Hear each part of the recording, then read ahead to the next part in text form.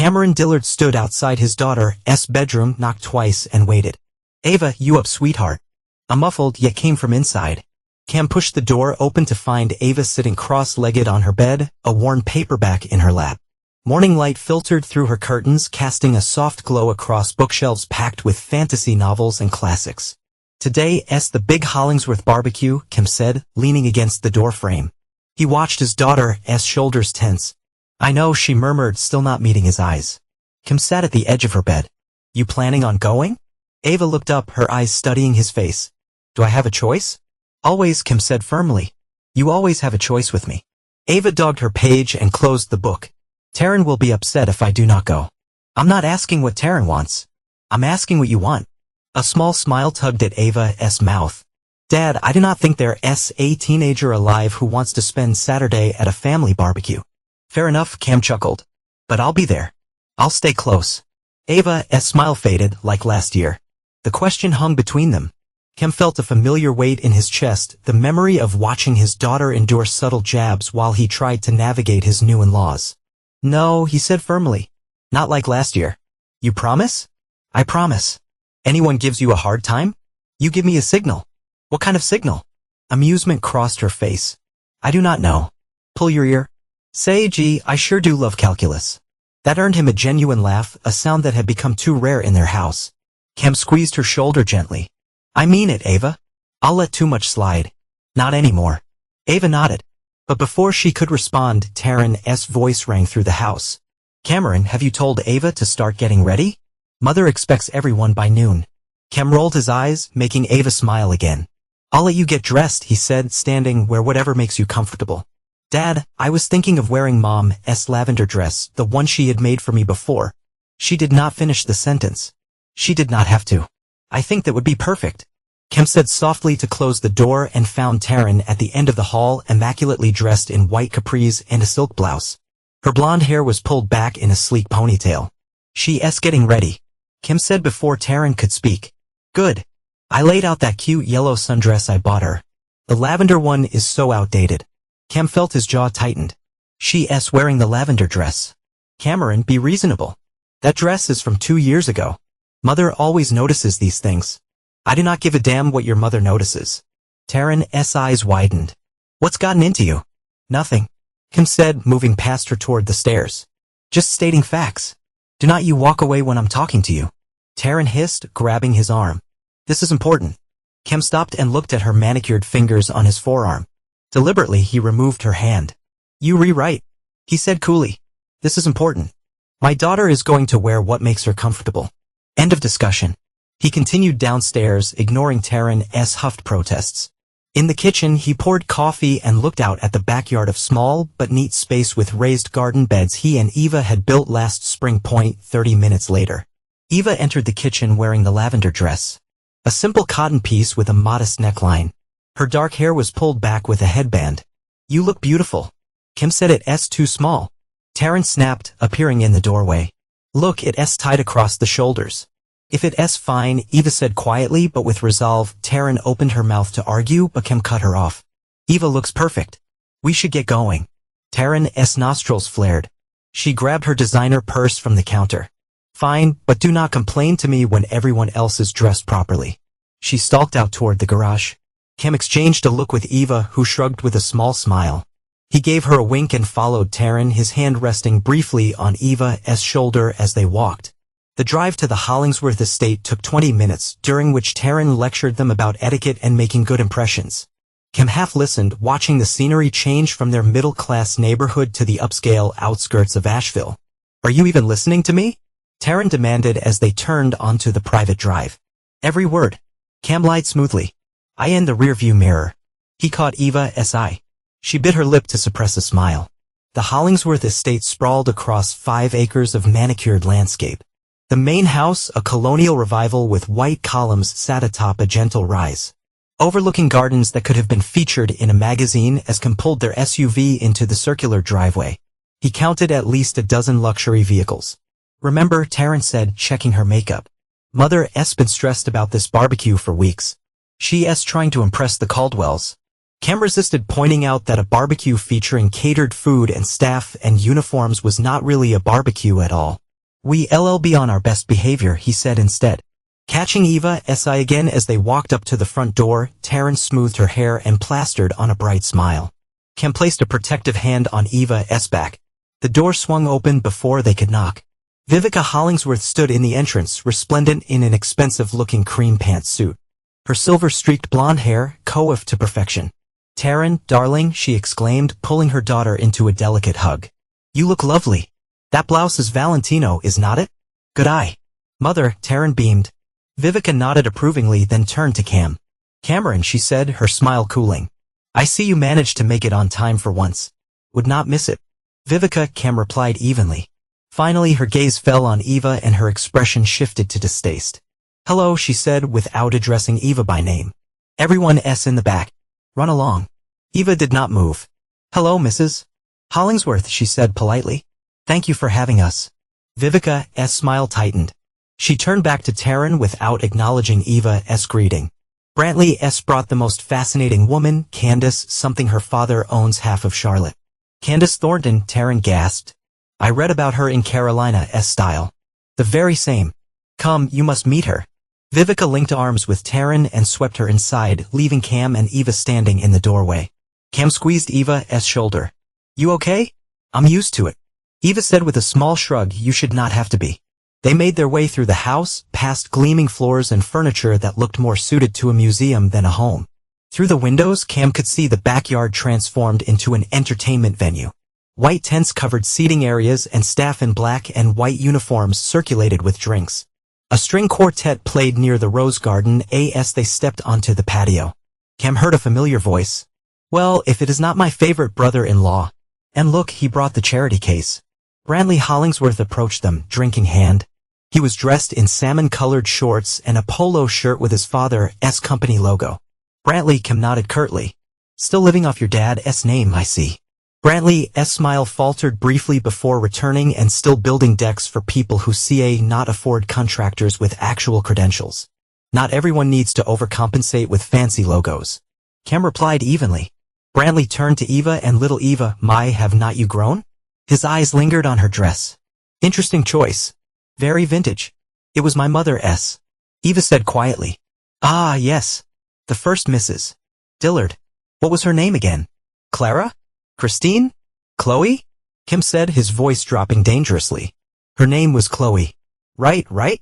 Tragic business that." Brantley took a sip of his drink, not looking remotely sorry. "Well, enjoy the party.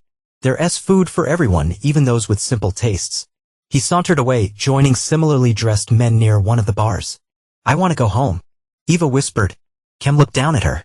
Her face was composed, but he could see the hurt in her eyes. "We can leave whenever you want," he said. "Just say the word." She shook her head. "It'll only make things worse. Taryn will be upset." "Let her be upset." "No, it's okay. I can handle it." Eva straightened her shoulders. "Besides, you promised to stay close, remember?" "Like glue," Kim assured her. They moved further into the party. Guests clustered across the lawn, their laughter mingling with the music. Cam recognized a few faces, business associates of Vivica's husband, Jeffrey, who was notably absent. Friends of Taryn's from college and various members of the extended Hollingsworth clan, and I want to approach them. Occasionally, someone would offer a brief nod or tight smile, but mostly they were ignored. Cam did not mind. He had no desire to make small talk with people who measured worth by bank accounts, but he hated watching Eva being treated as an outsider from across the lawn. He spotted Taryn holding court with her mother and several women in designer sundresses. She laughed too loudly at something Vivica said, throwing her head back in a practice gesture. Cam wondered who his wife became when she was around her family. "There's lemonade." Eva pointed to a beverage table. "Want some?" "Lead the way." Kim said they had just reached the table when Vivica's voice cut through the ambient noise. "Eva dear, come here a moment." Cam and Eva exchanged glances. Vivica stood near the catering tent, beckoning imperiously. "Want me to come with you?" Kim asked quietly. Eva hesitated, then shook her head. "I'll be fine. It's probably nothing." Kim watched as his daughter walked across the lawn to her step-grandmother.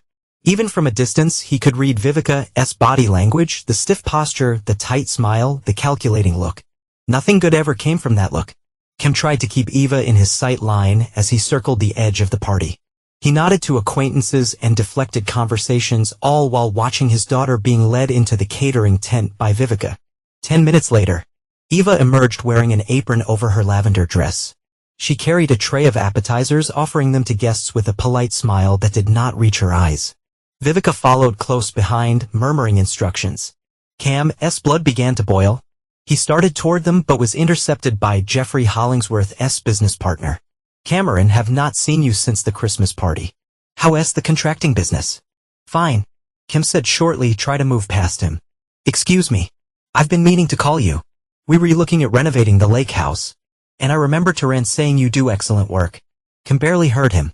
Across the lawn he could see Vivica steering Eva toward a group of older women, all wearing expressions of disdain as they took in the teenager's appearance. Sorry, Tom. I need to check on my daughter, Kim said. Not caring if he sounded rude, he made his way through the crowd, his jaw set. As he approached, he heard Vivica's voice pitched deliberately louder than necessary. I do try to guide her toward more appropriate attire, but you know how teenagers are. And without a proper maternal influence during those formative years, the women murmured sympathetically, eyeing Eva like a specimen. Eva's face remained carefully blank as she offered the tray. What's going on here? Kim asked, stepping beside his daughter. Vivica's eyebrows rose in false surprise. Cameron, there you are. Eva was just helping us serve. So kind of her to volunteer. I do not recall her volunteering, Kim said coolly. Well, everyone pitches in at family gatherings. Vivica replied with a thin smile. Is not that right, ladies? The women nodded. Though Kim noticed none of their children were wearing aprons or serving food. Eva, take that off, Kim said, gesturing to the apron. You a guest, not staff. Now, Cameron, Vivica began, her voice honeyed with condescension. There's nothing wrong with teaching young girls to be useful. Then perhaps your granddaughters could use some lessons. Cam replied, nodding toward a cluster of teenage girls taking selfies near the rose garden. They seem to have plenty of free time. Vivica's smile vanished. Those girls are entertaining the Caldwell's daughter. It's called being sociable, something Eva might learn if she put down her books occasionally. Kim felt Eva tense beside him. He was about to respond when Taran appeared, her face flushed. There you all are, she said brightly, her eyes darting nervously between Cam and her mother. What's going on? Your mother volunteered Eva to serve food. Kim said bluntly. Oh, Taran blinked. Well, that's nice of her to help out. It's not nice. It's inappropriate, Kim said. He turned to Eva. Take off the apron. You here to enjoy the party. Eva glanced between Cam and Vivica, clearly torn. Vivica's expression had hardened into stone. It's okay, Dad. Eva said quietly. I do not mind helping. See, Cameron? Vivica said with a triumphant smile. The girl understands the value of contribution. Even if you do not, Cam opened his mouth to argue, but Eva touched his arm. Please, Dad, she whispered, do not make a scene. I really do not mind. The plea in her eyes stopped him.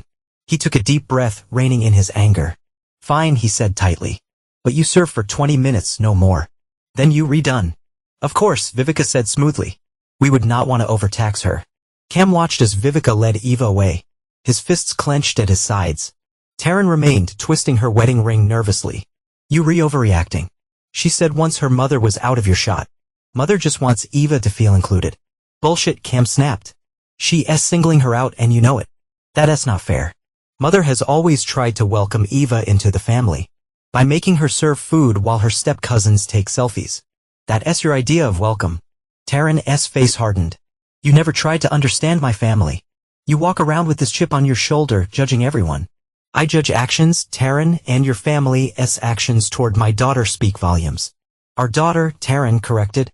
And maybe if she made more effort to fit in, Cam's voice rose slightly.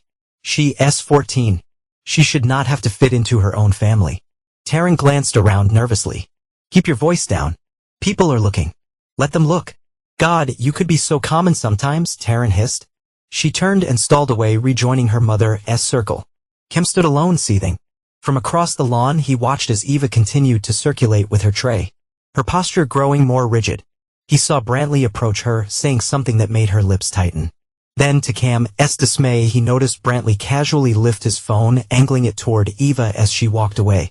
Was he filming her? Kim started toward him. But at that moment he caught sight of Vivica leading Taran and several women toward the patio where Eva was now serving drinks. Their voices carried across the lawn. Just do not understand why she insists on wearing that dreadful dress, Vivica was saying. It looks like something from a thrift store.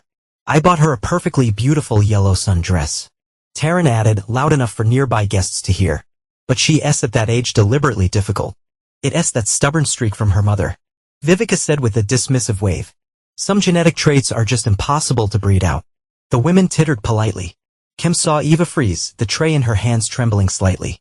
He was moving before he consciously decided to, crossing the lawn in long strides. But before he could reach them, Eva set down her tray and walked quickly toward him, her face pale but composed.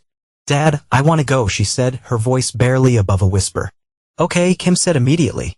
Let's go. No, she said, catching his arm as he turned toward the house. Please do not make a scene. They were already talking about me. I do not want to make it worse. Eva, please Dad, her eyes filled with tears. Just give me a few minutes. I'll be at the car. Cam felt torn between respecting her wishes and confronting those who had hurt her. In the end, Eva's pleading expression decided it. 5 minutes, he said, I'll meet you there. She nodded gratefully and hurried away, skirting the edges of the party. Kim watched her go, then turned back toward Vivica and Taryn, still holding court on the patio. As he approached, their conversation abruptly halted. Taryn's eyes widened in alarm, but Vivica merely lifted her chin, unrepentant. Cameron, she said coolly, is something the matter? You know damn well what's the matter. Cam replied, keeping his voice low but intense. You humiliated my daughter. I did not know such thing. Vivica said, affronted, if the girl is overly sensitive, that's hardly my fault. The girl has a name. It's Eva. And she's not overly sensitive. You read deliberately cruel. Taryn gasped, apologize to my mother this instant. I will not. Kim said, his eyes never leaving Vivica's face. In fact, I think we redone here. All of us. What does that mean? Taryn demanded. It means I'm taking Eva home. You can stay with your family if you want, but we re-leaving. You see, not just watch me. Kim turned and walked away, ignoring Taryn's protests and Vivica's icy stare. He was halfway to the house when he heard the distinctive sound of an engine coming up the driveway, a powerful one by the sound of it that he paused, turning toward the front of the property. The other guests had noticed it too. Conversation faltered as everyone looked toward the source of the interruption. A sleek black SUV pulled into the circular driveway, its tinted windows revealing nothing of the occupants. It came to a stop directly in front of the house in the spot reserved for the most honored guests. For a moment, nothing happened. Then the driver's door opened and a woman stepped out. She was tall and elegant in a fitted black pantsuit, her dark hair cut in a sleek bob, oversized designer sunglasses obscured half her face, but her confident posture made it clear she was unimpressed by the Hollingsworth wealth. Kim felt his breath catch. He had not seen Jessa Ray in nearly 5 years, but he recognized her instantly. Why was she here? How had she found him? Across the lawn, he could see Vivica and Taryn staring at the newcomer. Their expressions a mixture of confusion and annoyance. Brantley had stepped forward slightly as though preparing to intercept this uninvited guest. Jessa seemed to take in the scene at a glance. Then, to Cam's astonishment, she cupped her hands around her mouth and called out, Princess, ready for your surprise? The entire party seemed to freeze. Forks paused midway to mouths. Conversation died. Every head turned toward the driveway. Movement caught Cam's eye. Ava had emerged from around the side of the house, presumably on her way to the car. She stopped dead at the sound of Jess's voice, her face transforming from misery to disbelief to joy in seconds. Jessa, she whispered, loud enough for only those nearby to hear. Then, as Kim watched, his daughter straightened her shoulders, lifted her chin, and walked directly toward Jessa. She moved with purpose, ignoring the stares and whispers. When she reached Jessa, the woman pulled her into a fierce hug. Vivica recovered first. She stopped across the lawn, her cream pantsuit radiating indignation. Excuse me, she said, her voice brittle with forced politeness. This is a private gathering. May I ask who you are and why you re-interrupting my event? Jessa turned, one arm still draped protectively around Ava's shoulders. She removed her sunglasses, revealing sharp, intelligent eyes that assessed Vivica without a trace of intimidation. I'm family, she said simply. I know everyone in this family. Vivica replied coldly. And you, madam, are not part of it. By now, most of the guests had drifted closer, drawn by the confrontation. Taryn hovered at her mother's shoulder, her face pale. Brantley stood a few feet away, his expression calculating. Jessa smiled, a cool expression that did not reach her eyes. I'm sure there are many things about your family that you do not know, Mrs. Hollingsworth. How dare you? Aunt Jessa. Ava interrupted. Her voice stronger than Cam had heard it all day. You came. I promised, did not I? Jessa replied, her tone softening as she looked down at Ava.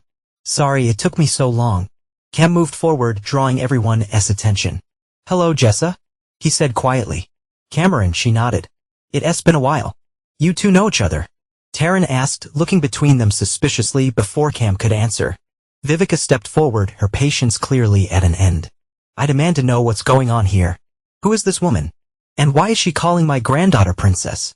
She's not your granddaughter. Jessa said flatly. A shocked murmur ran through the assembled guests. Vivica's face turned an alarming shade of red. How dare you? She spluttered. Cameron, control this person.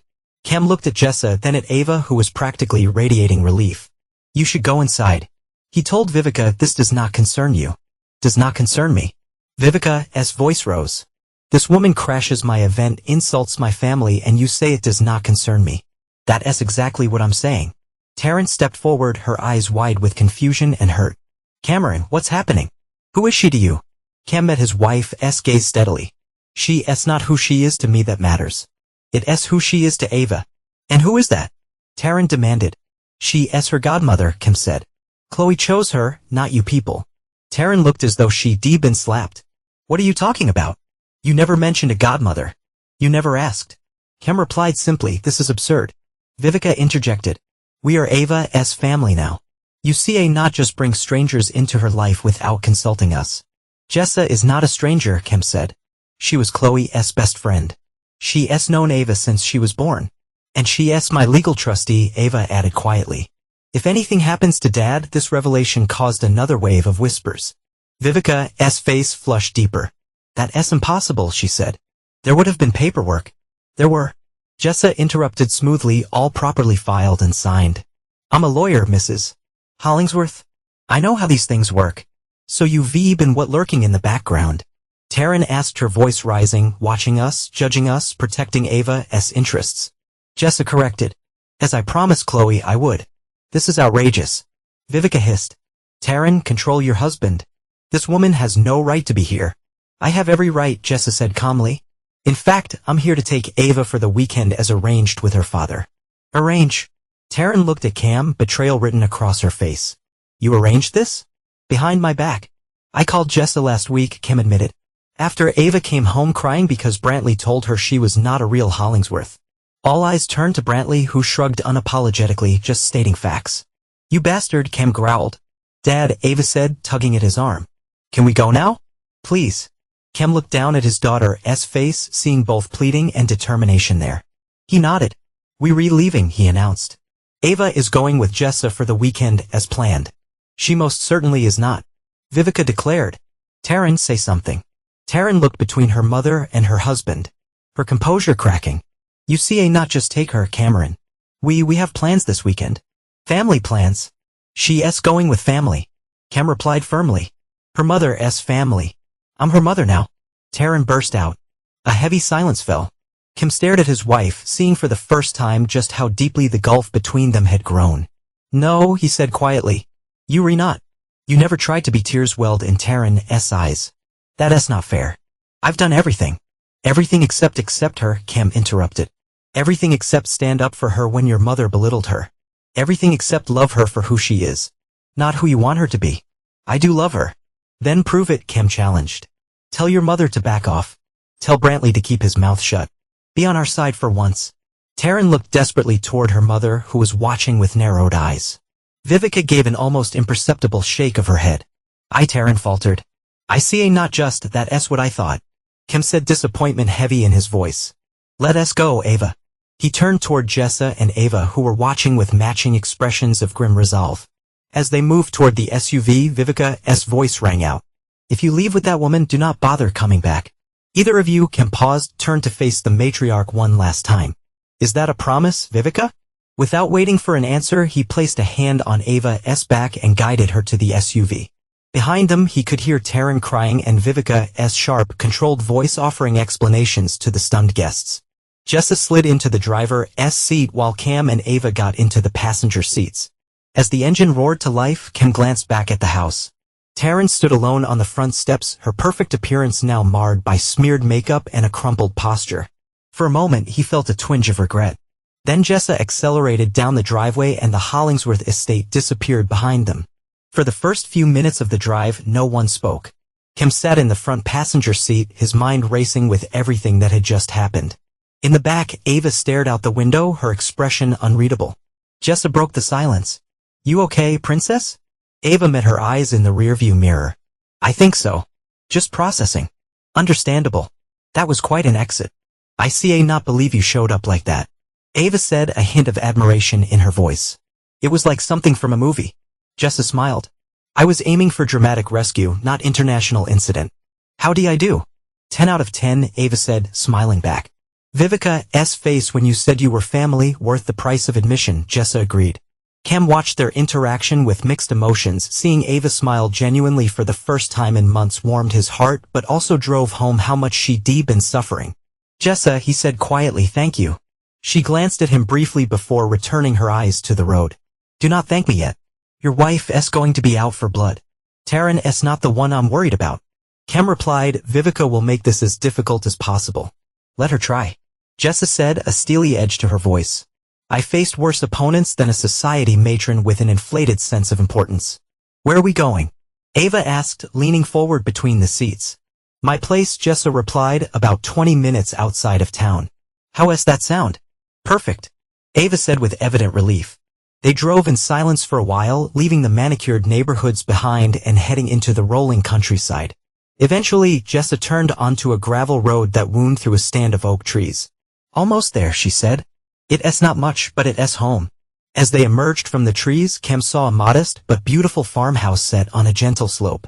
A wraparound porch circled the structure, a small barn stood nearby. The property was not large, but it was well kept with gardens surrounding the house and a small paddock where 2 horses grazed. "You have horses?" Ava gasped, her face lighting up. "Grace and Apollo," Jessa confirmed. "Do you still ride?" "Not since." Ava trailed off. "Not since your mother died." Jessa finished gently. "She'd be sad about that. She loved watching you ride." Ava nodded, her eyes suddenly bright with unshed tears. They pulled up to the house and Jessa cut the engine. For a moment, no one moved. "I need to tell you both something," Jessa said finally, turning in her seat to face them. "I did not just come back for a weekend visit." Kim frowned. "What do you mean?" "I've been watching from a distance," Jessa admitted. "Keeping tabs on Ava as I promised Chloe I would. For a while, things seemed manageable. But lately I've been hearing things that concern me." "What kind of things?" Kim asked, though he had a sinking feeling he already knew. The way the Hollingsworths treat Ava. The comments, the exclusion, the subtle cruelty. It's exactly what Chloe was afraid of when she made me promise to intervene if necessary. "Intervene how?" Ava asked. Jessa reached into her jacket pocket and pulled out a folded document. "This is a letter Chloe wrote before she died. She asked me to give it to you, Ava, when you were old enough to understand it. I think the time has come." She handed the letter to Ava, who took it with trembling fingers. "Mom wrote this," she whispered. Jessa nodded. "She knew she was dying. She wanted to make sure you were protected even after she was gone." Ava unfolded the letter and began to read, her eyes moving rapidly across the page. Kim watched her face change: surprise, confusion, understanding, and finally, a deep sadness. "Can I?" she faltered. "Can I be alone for a bit?" "Of course," Jessa said immediately. "Your room is upstairs, first door on the right. I kept it ready for you." Ava slipped out of the car and hurried into the house. The letter clutched tightly in her hand. Once she was gone, Kim turned to Jessa. "What exactly did Chloe write in that letter?" Jessa met his gaze steadily. "The truth about the Hollingsworths, about why she did not want Ava anywhere near them." "And what truth is that they destroyed her?" Jessa said bluntly. "When you and Chloe were going through your divorce, Vivica Hollingsworth hired a private investigator to dig up dirt on her. When they could not find anything legitimate, they fabricated evidence. That's why Chloe lost her job at the school." Kim felt like he'd been punched in the gut. "What?"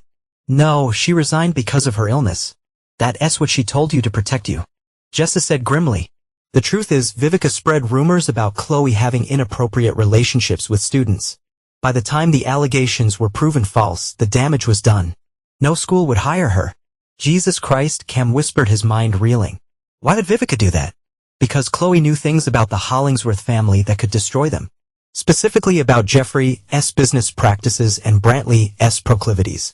What proclivities? Jessa's expression darkened. The kind that would interest law enforcement.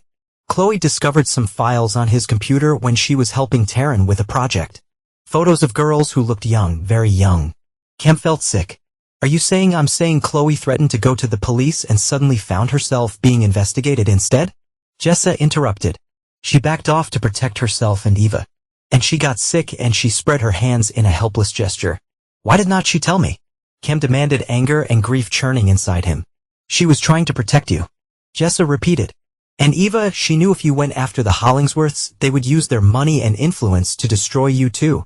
So instead she made you promise to watch over Eva. Yes. And to intervene if I thought they were hurting her. Jessa's eyes bored into his. They were hurting her, Cam. Today proved that. Cam ran a hand over his face, his mind racing. Everything he thought he knew about the past 5 years was suddenly cast in a different light. His marriage to Taryn, Vivica's subtle hostility toward Eva, Brantley's inappropriate comments, it all made a terrible kind of sense now. What's in a letter? He asked finally. Chloe's account of what happened, Jessa replied. And a request for Eva to trust me if I ever came for her. Cam's head snapped up. What does that mean? It means I'm here to help you get Eva away from the Hollingsworths, Jessa said firmly. Permanently, Kim stared at her. You were talking about custody. I'm talking about protection. Jessa corrected. The Hollingsworths are dangerous, Cam. Not just emotionally abusive, though they certainly are that, but actually dangerous. I'm still her father, Kim said. I have custody, shared custody, Jessa pointed out with Taryn, who's completely under her mother's thumb. The implications hit Kim like a freight train. If what Jessa was saying was true, then Eva had been living under the same roof as people who had destroyed her mother's reputation and possibly her career. People who might have contributed to the stress that exacerbated Chloe's illness. People who could hurt her in ways he had not even considered. What do you suggest? He asked, his voice rough with emotion that Jessa's expression softened slightly. First, give Eva time to process what she's learned. Then we need to talk about legal options. I've been building a case documenting instances of emotional abuse, gathering witness statement from teachers and neighbors. Like Nell Harper, Kim murmured. Exactly. She's been a tremendous help. She saw how the Hollingsworths treated Eva at school functions. Heard the things Vivica said when she thought no one was listening. Kim nodded slowly, thinking of his elderly neighbor who had taken such an interest in Eva over the past year. He thought it was just kindness from a retired teacher. But now he wondered if there was more to it. And her grandson, Zion, Jessa continued. He's been documenting the social media harassment Eva's experienced from Brantley's associates. Social media harassment. Cam repeated, alarmed. What harassment? Jessa gave him a sympathetic look. There's a lot you do not know, Cam. Eva's been protecting you as much as you've been trying to protect her. The weight of his failure crashed down on him. He'd known things were bad, but he had no idea how bad he'd let his daughter suffer in silence while he tried to navigate a marriage that had clearly been doomed from the start. What do I do? He asked, his voice barely above a whisper. First, you read this. Jessa said, reaching in her bag and pulling out a journal bound in soft blue leather. It's Chloe's journal. She wrote it during her last months, meant for Eva when she was older. There's a section for you too. Kim took the journal with unsteady hands. Chloe wrote this for me, for both of you. Jessa confirmed. She wanted you to know the truth, but only when Eva was ready to hear it too. Kim stared down at the journal, recognizing Chloe's handwriting on the first page. A message to their daughter written with the knowledge that she would not live to deliver it herself. Read it, Jessa said gently. Then we'll talk about what comes next. Kim sat on Jessa's porch. Chloe's journal opened in his lap. He'd been reading for over an hour, occasionally having to stop when emotions became too overwhelming. The sun was starting to set, casting long shadows across the property. Through the journal's pages, Chloe's voice came alive again, her wit, her warmth, her fierce love for their daughter. She wrote about her suspicions regarding the Hollingsworths, her discovery of Brantley's disturbing photographs, and her subsequent confrontation with Vivica. The entry that hit Kim hardest was dated just 2 weeks before her death. I worry about Eva if she ends up with Taryn's family. They value appearance over substance, money over character, and control over love. I've seen how they treat people they consider beneath them with a casual cruelty that's almost more damaging than outright hostility. It's like death by 1,000 cuts that I made Cameron promise to protect her. But I know how persuasive Vivica can be, how she wraps manipulation in a veneer of concern. And Taryn has always sought her mother's approval above all else. I've asked Jessa to be my eyes when I'm gone, to watch over Eva and to intervene if necessary. I've set aside funds for legal battles. God knows the Hollingsworths will fight dirty if it comes to that. But Eva's spirit is worth fighting for. She must never become one of them. Cam closed the journal, his heart heavy with guilt and grief. He should have seen it sooner, the subtle ways Vivica undermined Eva, the passive-aggressive comments, the deliberate exclusion. He noticed some of it, of course, but he underestimated how deeply it affected his daughter. And he completely missed the darker currents underneath. The screen door opened behind him and Eva stepped out onto the porch. Her eyes were red-rimmed but dry. And she had changed out of the lavender dress and a jeans and a t-shirt that must have belonged to her mother. It hung loose on her slender frame. "Hey," she said softly, sitting beside him on the porch swing. "Hey," Cam replied, "you okay?" Eva considered the question. "Not really, but better somehow. Like I finally understand things I've been confused about for years." "I'm so sorry, Eva," Cam said, his voice rough with emotion. "I did not know about any of it. Mom did not want you to know," Eva said simply. "She wrote that in her letter. She was protecting us both. I should have protected you better. You did your best, Dad." Eva leaned against his shoulder. "It's not your fault. I'm married into that family," Cam said bitterly. "I brought them into your life. You were trying to give me a mother," Eva said. "Understand that now." They sat in silence for a while, the porch swing creaking gently as they rocked. "Can I ask you something?" Cam said eventually. "Sure. Was Taryn ever kind to you when we were not around other people?" Eva considered this. "Sometimes in the beginning, she tried, I think, but whenever Vivica was around, when we went to family events, it was like she became a different person. Like she had to choose between me and them. And she always chose them." Cam nodded, remembering all the times Taryn had stood by silently while her family belittled Eva. All the time she made excuses for their behavior or worse joined in. "What happens now?" Eva asked quietly. "That depends," Jessa said, appearing in the doorway with a tray of drinks. "On what you both want." She set the tray down on a small table and handed them each a glass of lemonade before taking a seat in a nearby chair. "I want Eva safe," Kim said firmly, away from the Hollingsworth's influence. "And I want to stay with Dad," Eva added. "But what princess?" Jessa prompted gently. "But I do not want to go back to that house," Eva admitted. "Not with Taryn there." Cam felt a pang of sadness, but also relief. He'd been wrestling with the same conclusion himself. "There are options," Jess has said, sipping her lemonade, legal ones and less conventional ones. "I'm listening," Cam said. "Option 1, you file for divorce and full custody," Jessa outlined.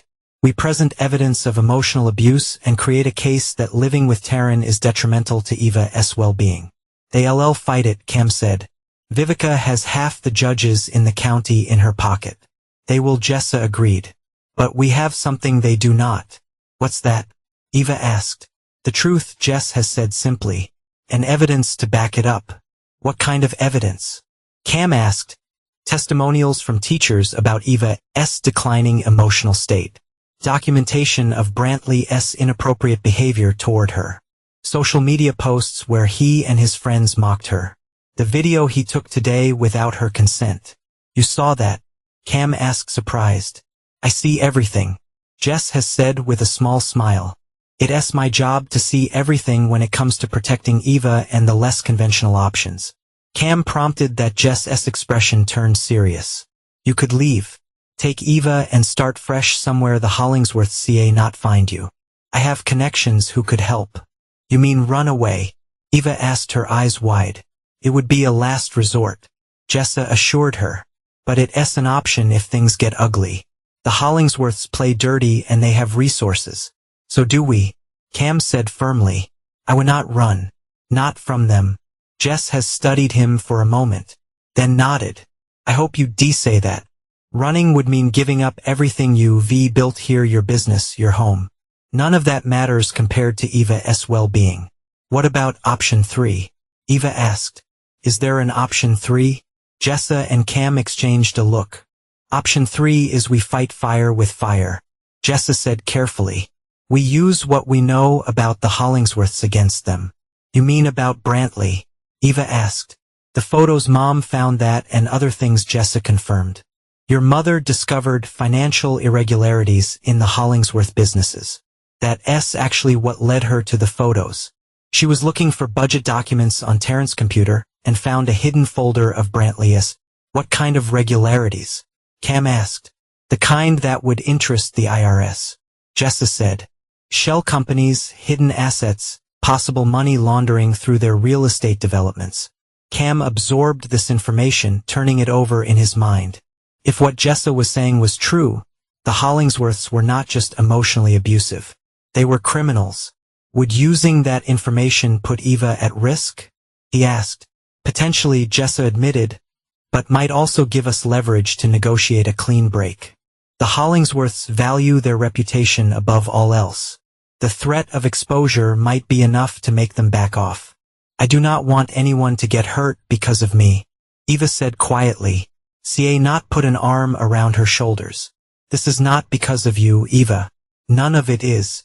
The Hollingsworths have made their own choices, and now they have to live with the consequences. Your father's right, Jessa added. And sometimes the only way to stop a bully is to stand up to them. Eva nodded slowly. What do we do first? First, Jessa said, you both stay here tonight. Get some rest. Tomorrow we could talk to Nell and Zion Harper. They've been gathering evidence of their own. Nell knew about all this. Cam asked, still trying to process the extent of the network Jessa had built to protect his daughter. Nell was Chloe's teacher in high school. Jessa explained. They stayed close. When Chloe got sick, she asked Nell to keep an eye on Eva too. That's why she moved next door. Eva realized. I always wondered why she was so interested in me. She loves you, Jessa said simply. We all do. Enough to fight for you. Sunlight filtered through the curtains of Jessa's guest room, waking Cam from a fitful sleep. For a moment he was disoriented. The events of the previous day flooding back in a rush. The barbecue, Vivica's cruelty, Jessa's arrival. Chloe's journal. It felt almost dreamlike in the quiet morning. He sat up, running a hand through his hair. On the bedside table, Chloe's journal lay, where he placed it after staying up late, reading more of her entries. Her words had solidified his resolve. He knew what he had to do. After showering and dressing, he found Jessa in the kitchen. Laptop open on the counter, a cup of coffee in hand. Morning, she said without looking up. Coffee's fresh. Eva's still asleep. Let her rest. Cam replied, pouring himself a cup. She needs it. How are you holding up? Jessa asked, finally glancing at him. I've made my decision. Cam said, his voice steady. I want full custody of Eva, and I want the Hollingsworths out of our lives for good. Jessa nodded, unsurprised. I figured I've already started the paperwork. She turned her laptop toward him, revealing a document titled Petition for Sole Custody. You work fast, Cam observed. I've had this ready for months, Jessa admitted. Just waiting for the right moment. Cam took a seat at the counter, studying the document. So what happens now? First, we file this. Jessa explained, all business now. Then we serve Taryn. Once that's done, we can request an emergency hearing for temporary custody while the case proceeds. How long will all that take? The filing can be done today. Serving Taryn might take a day or two, depending on where she is. The emergency hearing could be as soon as next week. Cam nodded, trying to absorb the rapid timeline. And you think we have enough evidence to win? It's not just about the evidence, Jessa said. It's about strategy. The Hollingsworths will try to paint you as an unstable, controlling husband who's trying to cut Taryn off from her stepdaughter. We need to control the narrative. How do we do that? By making this about Eva, not about you and Taryn, Jessa replied. We present evidence of the emotional toll the Hollingsworths' behavior has taken on her. School reports showing declining grades after certain family events. Testimony from her counselor about anxiety and depression. Nell Harper's observations and Zionist documentation of the social media harassment, Cam added. Remembering their conversation from the previous night. Exactly, Jessa nodded. But we also need to be prepared for the Hollingsworths to fight dirty. They'll try to discredit you. Possibly bring up your military service. Suggest PTSD or instability. Cam's jaw tightened. Let them try. My service record is clean. I know, Jessa assured him. I vetted everything. But we should still be prepared. They were interrupted by the sound of Eva's footsteps on stairs. She appeared in the kitchen doorway, looking younger than her 14 years in an oversized t-shirt and sleep-rumbled hair. "Morning," she said, stifling a yawn. "Morning, princess." Jessa replied with a warm smile. "Hungry?" Eva nodded, sliding onto a stool beside Cam. He put an arm around her shoulders and gave her a brief squeeze. "Sleep okay?" he asked. "Better than I have in months," Eva admitted. "No one knocking on my door telling me my outfit is wrong or my hair needs fixing." The simple statement, delivered without self-pity, twisted something in Cam's chest. How much had his daughter been enduring without him noticing? "Eva," he began carefully, "I need to ask you something important. Something that will affect both of us." She looked at him, suddenly alert.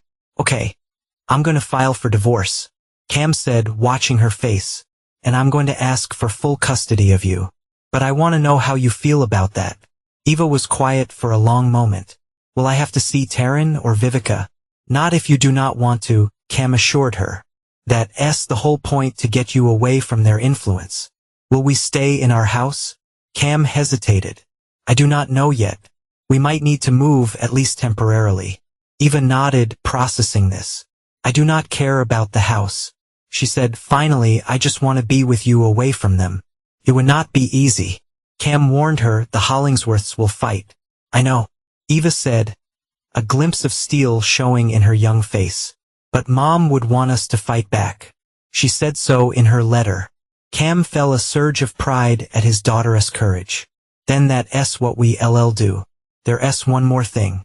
Jessa interjected, her expression serious. "We need to discuss Brantley." Eva tensed visibly. "What about him?" "Your mother found evidence that he had inappropriate photographs," Jessa said carefully. "Did he ever make you uncomfortable?" "Jessa," Cam warned, not wanting to distress Eva further. "It's okay, Dad," Eva said quietly. "Brantley never touched me, if that's what you re-asking. But he said things sometimes. Weird comments about how I was filling out or how I'd be a knockout when I got older. And he took pictures of me without asking. Like yesterday at the barbecue," Cam said. Remembering what he'd seen, Eva nodded. "He does it all the time. Then they show up on Instagram or Snapchat with captions, making fun of my clothes or my hair." Cam felt his blood begin to boil. "Why did not you tell me?" "I did not want to make things worse," Eva said, looking down. "You and Taryn were already fighting so much about her family." Jessa reached across the counter and squeezed Eva's hand. "You do not have to protect the adults in your life, Eva. That's our job, to protect you." "I know that now," Eva said. "After reading Mom's letter, I understand a lot more." Jessa's phone buzzed with a message. She checked it and nodded. "Nell and Zion are coming over in an hour. They've got more documentation for us." "Good," Kim said. "The more evidence we have, the better." Later that morning, as Kim watched Eva tentatively approach one of Jessa's horses, he made another decision. The custody battle was just the beginning. The Hollingsworths had destroyed Chloe's reputation, contributed to her suffering in her final months, and then systematically attempted to break Eva's spirit. They needed to face consequences beyond just losing access to his daughter. He turned to Jessa, who stood beside him at the paddock fence. "I want to look into Brantley's business dealings," he said quietly. "And I want to report those photographs to the authorities." Jessa studied him carefully. "That's escalating things significantly." "Are you sure?" "I'm sure," Kim said firmly. "Men like Brantley do not stop. If he has those kinds of pictures, he's a danger to other girls too." "What about the fallout for Eva?" Jessa asked. "If this becomes public, we keep Eva's name out of it," Kim insisted. "She does not need to be involved directly. But I have friends from my military days who work in various agencies now. People who could look into things quietly." Jessa nodded slowly. "If you read going down this path, I have some evidence you should see. Financial records that do not add up. Property deals that appear legitimate on the surface but show patterns consistent with money laundering." "Good," Kim said, his resolve hardening. "I want all of it." He looked back at Eva, who was now stroking the horse's neck. A peaceful expression on her face for the first time in months. She deserved this peace all the time, not just as a rare respite from constant criticism. "The Hollingsworths have been playing a long game," Kim said, his voice low and determined. "Now it's our turn." The next day, Kim stood in the austere lobby of a nail salon in downtown Asheville. The receptionist eyed him warily as he waited, dressed in a crisp button-down shirt and dark jeans. "Sir, do you have an appointment?" she asked for the second time. "No," Cam replied. "But I need to speak with Taryn Hollingsworth Dillard. It's important." "Mrs. Dillard is with a client right now. Perhaps you could." "I'll wait," Kim said firmly. 20 minutes later. Taryn emerged from the back of the salon, deep in conversation with another woman. She froze when she saw Cam, her practiced smile faltering. "Cameron," she said, clearly flustered. "What are you doing here?" "We need to talk," Kim said, standing privately. "I'm working," Taryn hissed, glancing around nervously. "You see, not just show up in my business. It's important," Cam repeated. 5 minutes. Taryn looked as though she might refuse, but then she forced a smile and turned to her companion. "Bethany, would you excuse me? Family emergency." The woman nodded sympathetically and moved away. Taryn led Cam to a small office at the back of the salon, closing the door behind them. "Where have you been?" she demanded. "You disappeared with Eva for 2 days. Mother is furious." "I've been worried sick. I told you we were leaving," Kim said calmly. "Eva is safe and happy with that woman." Taryn spat. "Who gave you the right to take my stepdaughter to stay with a complete stranger?" "Jessa is not a stranger to Eva," Cam replied. "And I have every right to ensure my daughter's well-being by kidnapping her from family event." "It was not kidnapping, Taryn. I'm her father. And I'm her stepmother. I have rights to that. That's actually why I'm here," Kim said, reaching into his pocket. "You pulled out an envelope and held it out to her. You've been served." Taryn stared at the envelope, making no move to take it. "What is this?" "Divorce papers," Kim said evenly. "And a petition for full custody of Eva." The color drained from Taryn's face. "You see, not be serious. I've never been more serious about anything in my life." "On what grounds?" Taryn demanded, her voice rising. "What possible grounds could you have for taking Eva away from me?" "Emotional abuse," Kim stated flatly. "Neglect. Creating a hostile living environment. Take your pick. That's ridiculous. I've done everything for that girl. Except stand up for her," Kim countered. "Except treat her with basic dignity. Except protect her from your mother's cruelty and your brother's inappropriate behavior." Taryn's face flushed with anger. "My brother has not done anything wrong. And mother has only tried to help Eva fit in. By making her serve food while your nieces take selfies. By mocking her clothes and her interests. By treating her like an intruder in her own family. You retwisting things," Taryn insisted. "Mother can be particular, but she loves Eva." "No, she does not," Kim said bluntly. "And deep down, you know that." Taryn's composure cracked. Tears welled in her eyes. "You see, not do this to me. If you file these papers, if you make these accusations, mother will never forgive me. That's not my problem anymore. She cut me off." Taryn cried. "The salon, my allowance, everything. Again, not my problem." "What about us?" Taryn asked, reaching for his arm. "We can work this out, Cameron. Come home. Bring Eva back. We talk to mother together. Make her understand that things need to change." Kim gently removed her hand. "There's no us anymore, Taryn. There has not been for a long time. Because you never tried," she accused. "You were always so focused on Eva. So rigid about your boundaries." "My daughter will always be my priority," Kim interrupted. "And she should have been yours too. If you truly wanted to be your stepmother." Taryn's tears dried up abruptly, her expression hardening. "Fine. If this is how you want to play it, then I'll fight you. Mother knows every judge in 3 counties. You do not stand a chance." "We LLC," Kim said, placing the envelope on her desk. "Court date's in there. I suggest you get a lawyer." Over the next 3 weeks, Kim worked tirelessly with Jessa to build their case. They collected testimonials from Eva's teachers, documentation from her counselor, and damning evidence of social media harassment from Zion Harper's meticulous records. Nell Harper provided a sworn statement detailing the emotional abuse she witnessed at school functions and family events. Meanwhile, using contact from his military days, Kim quietly launched an investigation into Brantley's business dealings. He passed along the financial documents Jessa had collected to a former comrade now working with the IRS. He sent the information about Brantley's disturbing photographs to another contact in law enforcement, carefully keeping Eva's name out of it. Cam and Eva stayed at Jessa's ranch, away from the gossip and scrutiny of the town. Eva began to come out of her shell, spending hours with the horses and reading on Jessa's porch. The dark circles under her eyes faded and she laughed more easily. Cam watched his daughter transform and his determination only grew stronger. The emergency custody hearing came faster than expected. Judge Abernathy, newly transferred from Charlotte and with no ties to the Hollingsworth family, listened attentively as Jessa presented their evidence.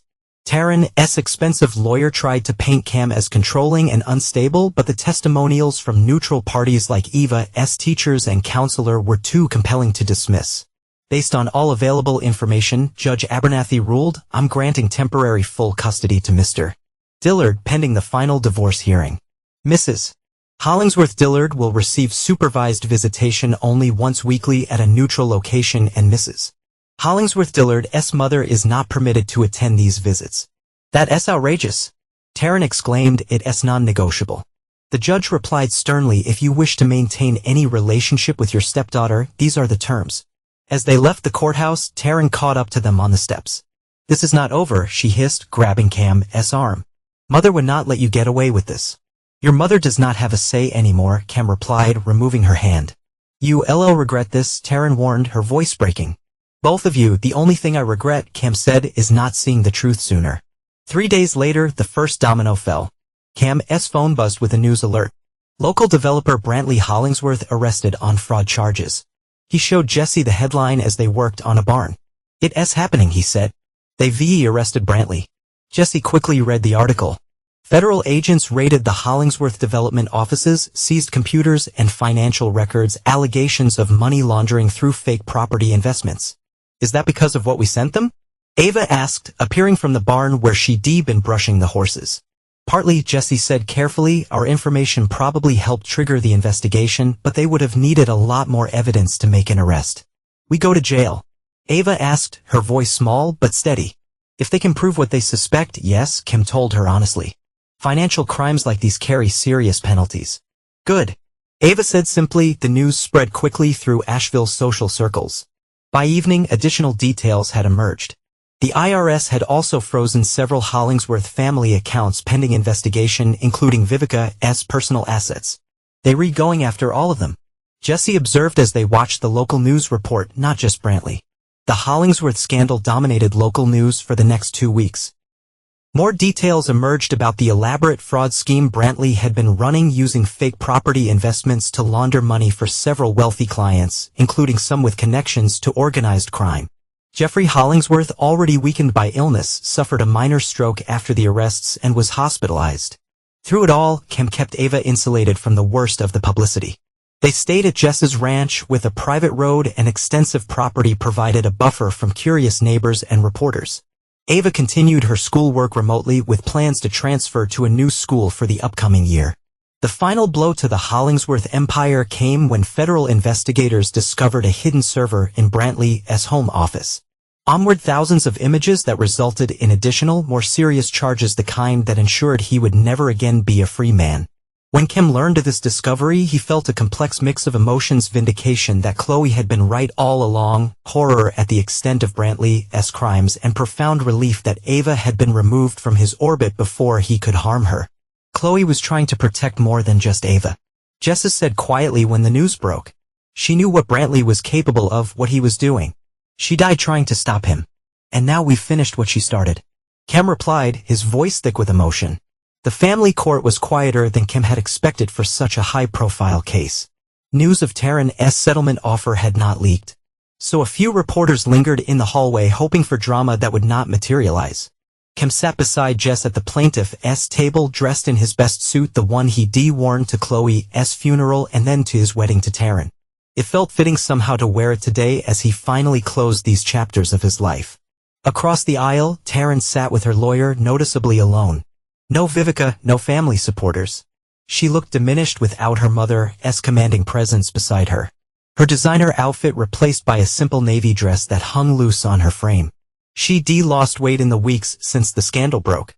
When she caught Kim looking, she quickly averted her eyes. Judge Abernathy entered the courtroom and everyone rose. After the formalities, he addressed both parties. "I understand a settlement has been reached in this matter," he said, reviewing the documents before him. "Is that correct?" "Yes, Your Honor," Taryn's lawyer confirmed. "Both parties have agreed to the terms outlined in the proposal." "Mr. Dillard," Judge Abernathy looked to Cam. "Do you concur?" "I do, Your Honor," Cam replied. "Very well. Let me review the terms for the record." The judge adjusted his glasses. Mr. Cameron Dillard to receive full legal and physical custody of minor child Ava Dillard. Mrs. Taryn Hollingsworth Dillard to receive supervised visitation twice monthly at a neutral location contingent upon a minor child's consent. No other members of the Hollingsworth family are to be present during these visitations. He continued through the financial terms, a clean break with each party keeping their personal assets and Cam retaining the house, which had been purchased primarily with his funds. Taryn would receive no alimony and Cam would pay no financial penalties. Are there any modifications either party wishes to make before I approve this settlement? Judge Abernathy asked. Cam glanced at Taryn, who remained silent, her eyes fixed on the table before her. No, Your Honor, Cam replied. The terms are acceptable. And you, Mrs. Hollingsworth Dillard. Taryn cleared her throat. There is one small addition I'd like to request, if I may. Go ahead. I'd like to include a provision that, in the event my financial circumstances stabilize, I'd be permitted to establish a college fund for Ava, Taryn said, her voice quiet but steady. To be managed by a neutral third party with no conditions attached for its use.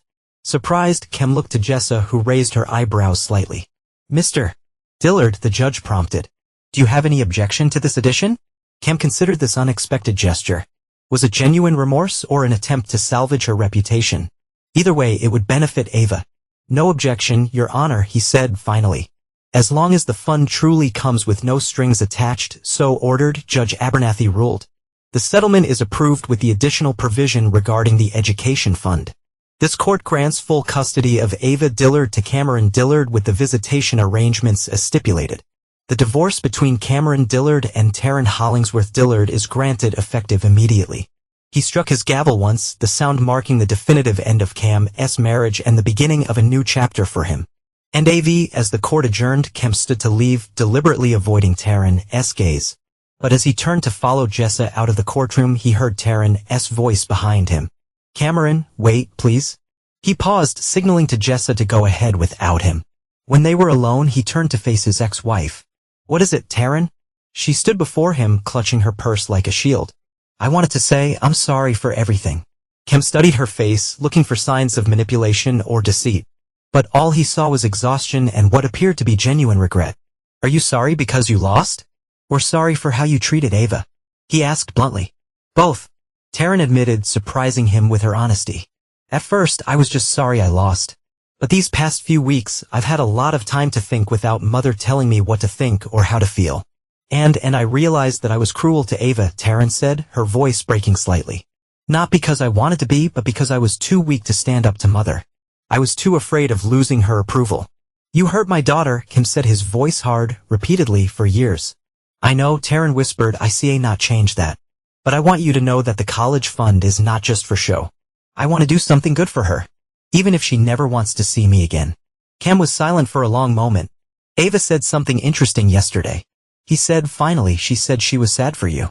That maybe someday you two could talk without Vivica's influence. Hope flickered across Taryn's face. She said that she has more compassion than either of us deserve. Kim said it comes from her mother. Taryn nodded, acknowledging the truth of this. She was a better person than I ever gave her credit for. Yes, she was. Will you tell Ava? Taryn hesitated. Will you tell her I'm trying to be better? That I'm getting therapy, trying to figure out who I am without Mother controlling everything. I'll tell her, Cam promised. The rest is up to her. Taryn nodded again, tears spilling down her cheeks. Thank you. As Kim turned to leave, she called after him one more time. Cameron, you look back. Take care of her. Taryn said softly. She deserves so much better than what we gave her. That's one thing we agree on. Cam replied, then walked away, leaving Taryn standing alone in the empty courtroom. The farmhouse kitchen was filled with morning sunlight and the smell of coffee. Cam stood at the stove, flipping pancakes while Ava set the table, moving with the easy confidence that had blossomed in her over the past year. Do not forget, Jessa likes the sugar-free syrup. Ava reminded him, placing 3 plates on the weathered oak table. Got it. Cam replied, sliding a pancake onto a waiting plate. How many for you? 3. Ava decided, pulling her hair back into a ponytail. At 15, she had grown taller, her face losing some of its childish roundness. She wore jeans and a riding jersey, ready for her morning lesson with the horses. Through the window, Cam could see Jessa in the paddock, already working with Apollo on a lunging line. The sight of her confident, strong, completely at home in this life they had built together filled him with a quiet contentment. After the custody battle and the subsequent implosion of the Hollingsworth empire, Jessa had invited them to stay at the ranch until things settled down. Days had turned into weeks and months, and eventually they had all acknowledged the obvious: this was where they belonged. Cam had converted the old barn into a workshop for his contracting business, which had thrived despite the Hollingsworth's attempts to blackball him among their social circle. Word had spread about the quality of his work, and many of their former associates quietly hired him once Vivica's influence waned. Jessa's coming in, Ava announced, glancing out the window. Should I pour her coffee? She'd appreciate that. Cam replied with a smile. The screen door opened and Jessa entered, bringing the fresh scent of morning air with her. Apollo's in fine form today, she said, accepting the mug Ava handed her. You gonna have a great lesson. Thanks for setting up early. Ava said, I want to practice before the show next weekend. You'll do great. Jessa assured her, sitting at the table. Your form has improved so much.